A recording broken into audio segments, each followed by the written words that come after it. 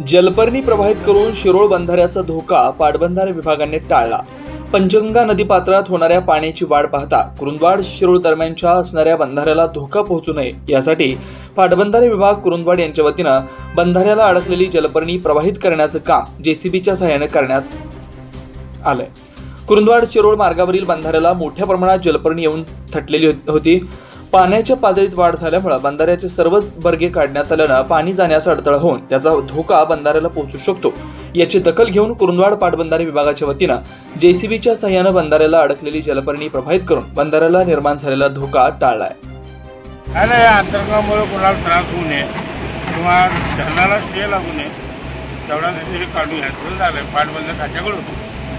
मी अतिशय गुलाब फकीर पाटबंधारे खात्याचा चौकीदार। कालच्यानं पूर्ण काढायचं काम चालू आहे।